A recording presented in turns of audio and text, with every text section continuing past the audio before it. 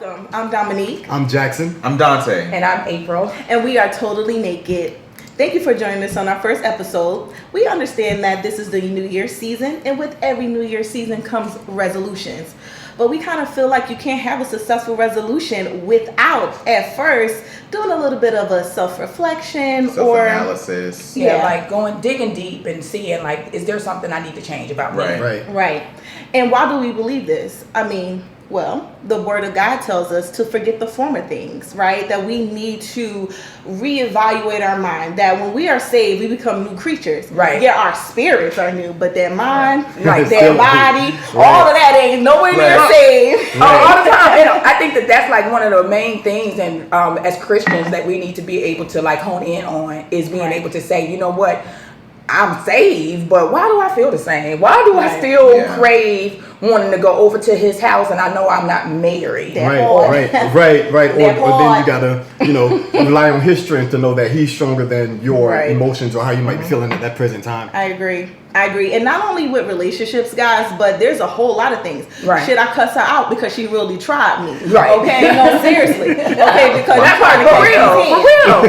Yeah. Because like half of the time, a lot of times what we see is that you have Christians, people who may have the fish on their car, and then when they have the fish on their car, people like, I would never know that she was a Christian because she acts so stank. Correct. Like how many co-workers, like you'd be surprised when they tell you that they saved, and you'd be like, I would have never guessed she was saved. Right. And I will admit, there's been times, even in my work environment, where people are like, Dominique, you're so aggressive, or you could be kind of mean.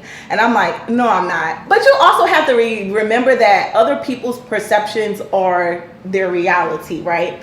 And sometimes we need to do a self-check to say, how am I putting off? Right. What energy am I giving off that's making that? Correct. That's making them feel that way, because it's not always the other person. Exactly. A lot of the times it's, all right, well, let me do that self-evaluation and find out exactly what am I giving out that's making this other person feel this way. Right. And then you have to change that. I agree. Or like, what are my triggers? Like, I don't think that a lot of people even realize that they are having a trigger, something that, pulls that old person out. Right. It's like, like, what is it about me? Why does that bother me so much? Or why am I not able to resist being able to move in the direction that what God has called me to be? Because I know that God calls us to be higher. He calls us to have the fruits of the Spirit. Right. And so if I'm not operating in love, or if I don't have joy, if I don't have peace, why am I not doing that more often? And transformation is so important. Right. Because I know for a fact, if you're doing weight loss journey for your resolution, but you lazy, or you haven't even evaluated the fact that you're lazy, 9 times out of 10, you're not going to lose no weight. And I'm not, not trying to say it in That's a real, negative context, but it's the reality, right? So that's why it's so important. If you want to do a weight loss, if you want to start your own business, well, are you the type of person who doesn't have good time management? Are you the type of person who's not self-motivated, so you can't push yourself to get your business going? I think that once you start identifying these things, then at that point you can overcome them. Right. And then be successful in the very thing that you've set for yourself as a goal. Yeah, I think the key thing also is identifying the intentionality aspect of it. I think we all want the best for ourselves. Right. And so you have to identify, how can I be more intentional and be real about it? These are hard conversations to have with ourselves about, losing weight or starting a business or writing a book, or those are hard pills to swallow as it relates to what you can contribute, knowing yourself. But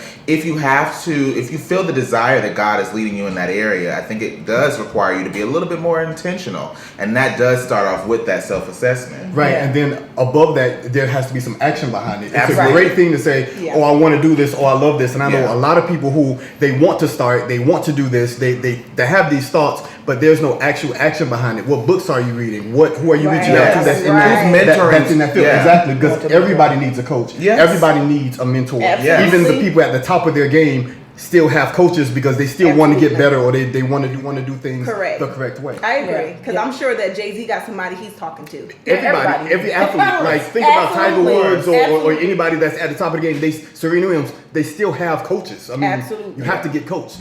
Yeah, like I know for me, like even some of the things that I'm doing now, like I'm not gonna tell you my age, but I'm like, not in my highest prime. but I will say that if I had done some of the things that God had placed in my heart like years ago, that I would probably be much further along. But I had to be honest with myself, like I'm a procrastinator, like and like being honest about that procrastination. But then there's one thing to identify as a procrastinator, but then being able to say, okay, what am I going? What can I do? Yeah, how can I get out of that? Right. And so maybe reading some books on people who like are early risers, like doing some things that are different than I've always done. So then I start to see a different result. Because what do they say the definition of insanity is? Doing the same thing over and over and over and over. So speaking of that over and over and over thing, I think this is the perfect time to introduce our All Things New segment, okay? Yes, because what this All Things New segment is going to do is give us a scenario so we can determine our attitude, our heartbeat, right? What's our first initial reaction? Is that something that we would have done today?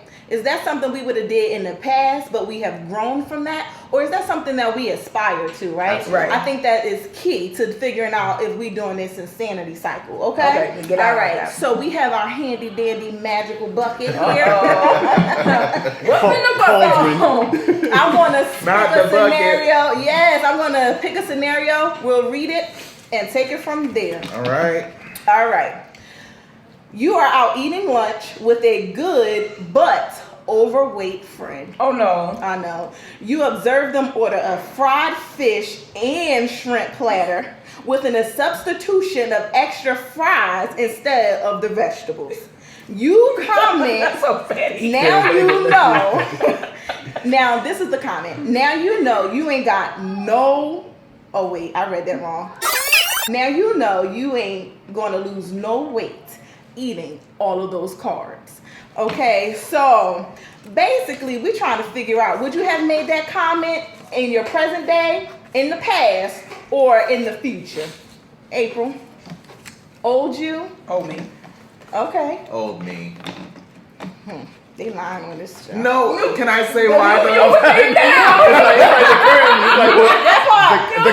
The current me would have said it, but I probably would not have said it in those words. Look, me and Jack's the only truth teller. I'm just saying, yeah. So why did I say that now? Why? Yeah, but say it now. Because it needs to be said. That part. I think that, but for me, the old me would have said it, but I think now I would have said different words to convey that same. Okay, maybe a little bit of different words, but I feel like as a friend, okay, friends are not designed. They're not designed to quote your ego. Now, your ego, however, you're not supposed to say it rudely and disrespectfully. There's a level you of don't want to consideration. tear your friend down, Absolutely. but I think it is very important that you say something. I'm going to say now, friend, you done had 20-hour conversation with me about this weight loss, and then you're gonna sit here and order all of this fried food, and then replace the vegetables.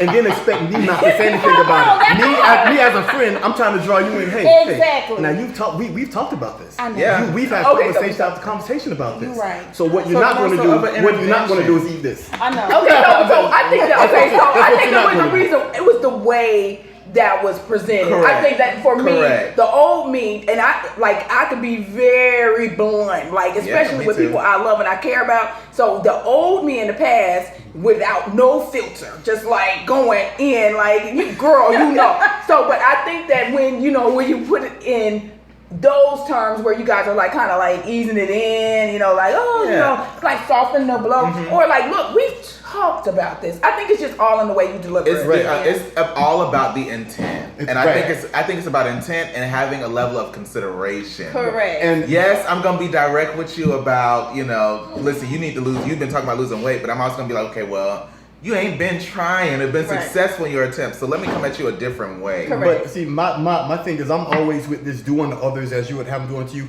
I would expect my friend to, and maybe because of the type of friends that I have that are kind of straightforward, that I would expect that, so I would give that back out, because I would expect you to be like, Robert, no, we're not doing that. We're not going to be ordering those that's what fries. we're not doing. Right. You done tried it. Right? But that's the that is the cycle of insanity that our friend is experiencing here. You're talking about wanting to lose weight, but you have not changed your perspective on what your weakness is fried food, boo-boo. Okay, so we need to not order. Okay, so we're gonna talk to our friend. We're gonna talk to her or our God friend as well in a way that is respectful and godly and loving. Yeah. So what's the next one? All right, I'm gonna pass this on to Jax. All right.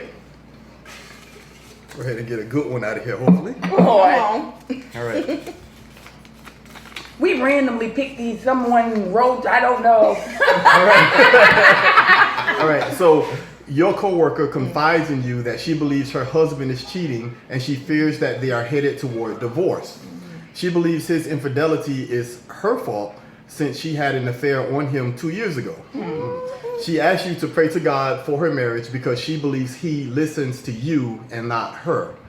You respond, I'll pray for you, but know God is faithful to hear and answer your prayer despite your past sin. Oh yeah, that's current me right now. That's new me and future me. Yeah. Yeah, it's like it is a combination of both. It's a combination of both. Well, okay, why y'all say a combination? Because I ain't gonna change that. I would pray for you, and we can go ahead and agree on. You know, I know God listens to me, so I have no problem with going to Him for you. But He's gonna listen to you too. He's gonna listen to you too, exactly. Yeah, I think that's the biggest piece because we have to realize that. Listen, yeah, we might have made a mistake, but we are not our mistakes. I think that once we get our minds wrapped around the fact that we are not the choice that we made a long time ago, then we can always be able to move forward, I guess more successfully without that guilt and without that condemnation. I think that's one of the perks of being Christian, that God says that, listen, once I save you, there is no more guilt. There's no more condemnation. Right. I have already forgiven you. That crap is way past going in the sea of forgetfulness, right? It's us that holds on to those things. That we hold on to those things that we are ashamed about, and then we hold it over our own heads. Yeah. It's about forgiveness, and I think that sometimes forgiveness starts with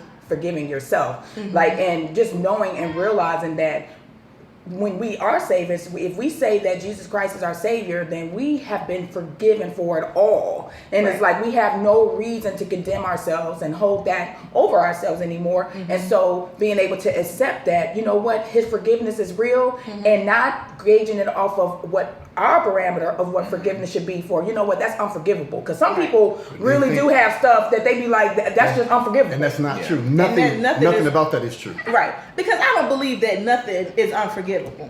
Now, I will say there may be an offense that happened to you that, for example, this is the scenario we're talking about, right? She cheated on a husband 2 years ago, but the husband had an opportunity to say, we done. Or let's move on. This brother decided to move forward, so there ain't no excuse for your cheating at this point, right? Because we worked through that, we've moved past that, you've forgiven me, so we can't use, oh well, you cheated on me 2 years ago as an excuse. So many of us do that. Well, as an excuse. Many of us do that. You shouldn't have stayed in this marriage if you're gonna do that. If you're gonna do that, exactly. Correct. Because if you have forgiven me, we can't keep going back to the same thing every single time something happens. Exactly. And that really like makes my skin crawl because it pisses me off. Because it's like, look, stop bringing up the old stuff. Have you forgiven me or not? Because if you haven't, then we can end this. We can end it now. Right. I think that people need to be honest with themselves even in those moments, because you do really want the person to forgive you. Right. But it's, you know what, being real. Can I move past this? And so then like you have to be honest with yourself again. That self-reflection. Being honest with yourself. Okay, so here's the next scenario. Your mama calls you on Sunday morning to check on you and also to see if you are on your way to church. You politely say no and that you had a rough week and decided to stay home. Your dear mother replies, you didn't go to church last week either. Now, I didn't raise you to be no backslider or no heathen. You better repent. What, mama? So, I mean, I hate to get on the soapbox about this. I really do. But I think a lot of people mistake going to church with a relationship. Come on. And so a lot of times, like, I'm not saying don't go to church because I love I love my church. Right. I love going. I love, the interactions, the love we have with, everybody that's there. But I think a lot of people, especially, maybe mom's generation on back, they think that you have to go and sit up in somebody's church in order to prove to other people that you got a relationship with God. And for me, that's not necessarily true. Right, because at the end of the day, are you standing in His presence? Are you doing those things that are right? And yes, you should go to church in order to gather with other people, with other believers.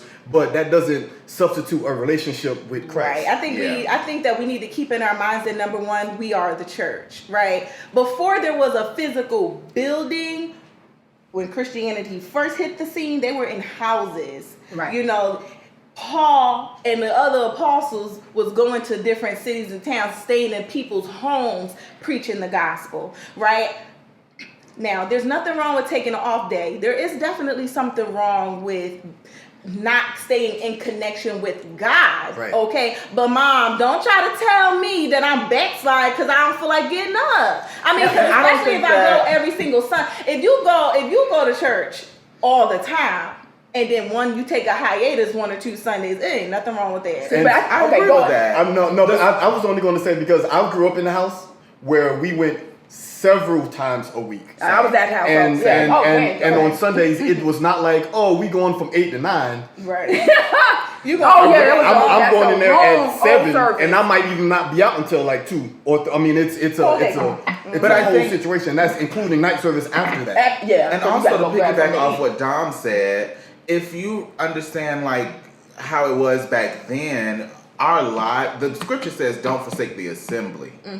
But it never mandated that I need to be in the building 52 times a week, 52 times a year, excuse me. So I think that I think it's important to be a part of the fellowship. Absolutely. But I think it's more so God is concerned about the heart. He's concerned about the intent. If you miss one Sunday, I don't think God is going to be upset with you or angry. He's taking attendance. Right. That's not it. I think he's concerned about your heart level. Like you said, a heart check. I think he's concerned about what you're doing to be a beacon, in your community or in your household or in your marriage or in your family or on your job. Right. Because I know some people who have gone to church all the time and they just as nasty as they want to be. And that's the point. That's where I was going to go. Exactly. Okay. And I think that for like the church, especially when you talk about like the churches that I grew up in, like it was a matter of, like basically religion, and I think that God has called us past like just doing a ritualistic every Sunday, I went to church on Saturday, so that's a whole nother story. But anyway, when you're ritualistically doing it out of what you feel is obligation, I'm obligated to do this versus me actually going because I like to spend time with Him. And fellowship with other Christians. And so when you're doing the checkbox Christianity, which some unfortunately, we can say that there's a lot of Christians that sometimes fall into that. And so they couldn't connect, when they see God is when they go to church. And that shouldn't be the case. That is never the case for anybody out there who is not a Christian. Okay, that is never the case because I truly believe, I'm not going to speak for any of my co-hosts, but I truly believe that Christianity is not religion. It is truly relationship. Absolutely. It is relationship. God came on the scene as Jesus and introduced Himself as Father. Like He introduced the whole premise of relationship. That's what He wants with us, right? He wants a relationship because if that was the case, honey, He would have made you worship Him. He wouldn't even created us. He got the angels that go around Him all day long singing, holy, holy, holy, holy, holy, holy, holy. God is not in the business of forcing us to do anything. He wants us to do it with the sincere intention of our heart. To be in true relationship with Him. So mama, not my real mama or my real grandmama, that's not real. Don't try to guilt your child into going to church because you was guilty, honey boo boo. You go ahead and get yourself free. Go ahead and find that relationship.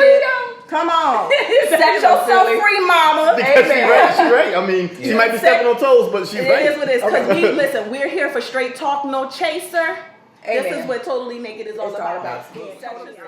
So in closing, we want to end this with a challenge. We want you to evaluate yourself. What is holding you back from being able to achieve a goal that you have established for you? Is it unforgiveness? Is it a time management issue? Is it an eating issue? Whatever it is, I think we want to challenge you to take a deep look into that this week and be intentional about placing some applicable action items that you could do to get over it. Just don't say, yeah, I have bad time management, but don't try to get a planner or use your cell phone calendar. Because let me tell you that time, it's actually not even time management, because you can't manage time. Time is time, but you can manage yourself through time. So a lot of those things are, it's going to take a lot of reading. It's going to take a lot of calendar plotting. I struggle with it myself, just making sure I'm where I'm supposed to be, when I'm supposed to be there.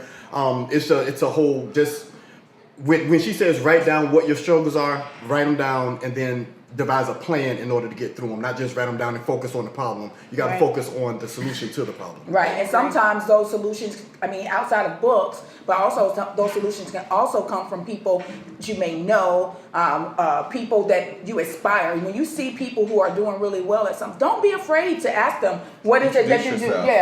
What is it that you're doing? How did you do that? Okay, I see that you're always, having and writing things down. Having people that are doing the things that you aspire to do, or you see them doing something really well, doesn't mean that you have to be exactly like them, but it's always good to get tidbits from people that are outside of your family or outside of your normal circle. Absolutely. I agree. All right, so guys, like, share, subscribe, and we'll see you